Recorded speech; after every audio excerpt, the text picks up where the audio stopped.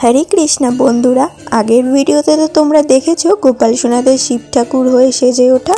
আজকে চলো ফাইনালি শিবরাত্রির দিনে গোপাল সোনাদের সাথে যেভাবে পালন করলাম সেটাই তোমাদের সাথে শেয়ার করব। প্রথমে আমি তোমাদের এই সিংহাসনটা দেখাই। এটা আমাদের বাড়ির আসল সিংহাসন, যেখানে বাকি ঠাকুররা আগে থাকতেন।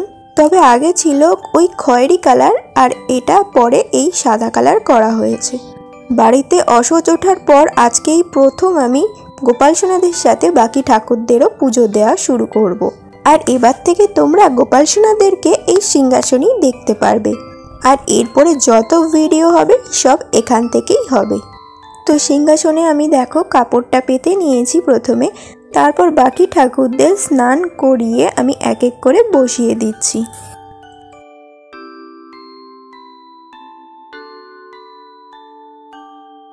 এরপরে আজকে যার বিশেষ দিন তাকে আমি এই পাত্রে বসিয়ে এক এক করে অভিষেক করে নেব।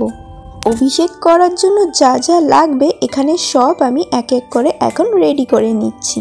আর এখানে তোমরা দুটো পাত্র দেখছো, এটার মধ্যে একটা হচ্ছে মহাদেবের আর একটা গোপাল সোনাদের। আর পঞ্চামৃতর জন্য যা যা লাগবে সেটার আলাদা করে বললাম না, আগে অনেকবার বলেছি। এরপর এই পঞ্চামৃতটা মহাদেবের মাথায় ঢেলে আমি অভিষেক করে নিচ্ছি। পঞ্চামৃতর পর আমি পরিষ্কার জল দিয়ে মহাদেবকে একবার পরিষ্কারও করে দিচ্ছি। আচ্ছা, তোমরা কে কে এবছর শিবরাত্রি পালন করেছো অবশ্যই কমেন্টে বলো। এরপর মহাদেবের মাথায় আমি এই ফুলগুলো দিয়ে দিলাম। এই ফুলগুলোর নাম আমি ঠিক জানি না, ওই ফুলের দোকানে একবারেই সব দিয়ে দিয়েছিল। এরপর মহাদেবকে পরিয়ে দিলাম আকন্দের মালা। এরপরে দিয়ে দিলাম এই কাটা ফলটা, এটা ধুতরা ফল মনে হয় বলে। আর সব শেষে দিয়ে দিলাম বেলপাতা, যেটা সব থেকে ইম্পর্টেন্ট। তো এই দেখো মহাদেব সেজে পুরো রেডি। এরপর সমস্ত দেবদেবীর চরণে আমি একটু ফুল দিয়ে দিচ্ছি। এবার গোপাল সোনাদেরকে আমি স্নান করিয়ে নেব। তাই গোপাল সোনাদের যে গয়নাগুলো পরেছিল সেগুলো আমি খুলে নিলাম। এরপর ওদের জামা কাপড় ছাড়িয়ে একটা পাত্রে বসিয়ে ওদেরকে অভিষেক করিয়ে নেব। সত্যি কথা বলতে গেলে এমনি দিনগুলোতে তো গোপাল সোনাদের পঞ্চামৃত দিয়ে স্নান হয় না, তাই এই বিশেষ দিনগুলোতে এইভাবে স্নান করানোর চেষ্টা করে থাকি।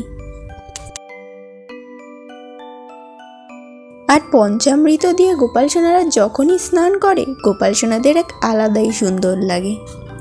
এবার আরেকটা পরিষ্কার পাত্রে গোপাল সোনাদেরকে বসিয়ে ওদেরকে পরিষ্কার জল দিয়ে গাটা ধুয়ে দিলাম। স্নান হয়ে গেছে, তাই গোপাল সোনাদের গাটা ভালো করে মুছিয়ে দিচ্ছি। আর এই দেখো এই লাল জামাটা, এটা আমি নিজের হাতে বানিয়েছি গোপাল সোনাদেরকে আজকের এই দিনে পরাবো বলে। জামাটা আমি কতটা ভালো বানাতে পেরেছি তা আমি জানি না, তবে হ্যাঁ গোপাল সোনাদেরকে এই জামাটা পরে অনেক সুন্দর লাগছিল। আর এই টুকটুকে লাল জামাটার সাথে গোপাল সোনাদেরকে আজকে এই গোল্ডেন জুয়েলারিগুলো পরালাম। সত্যি লালের ওপরে এই গোল্ডেন জুয়েলারিগুলো দারুণ লাগছে।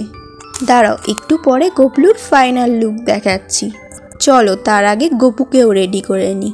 গোপুর জন্যও ওই সেম লাল কালারের ড্রেস বানিয়েছি আর তার সাথে গোল্ডেন জুয়েলারি পরিয়ে দিচ্ছি। তো গোপুর সাজানো কমপ্লিট, চলো এবার ফাইনাল লুক দেখা যাক।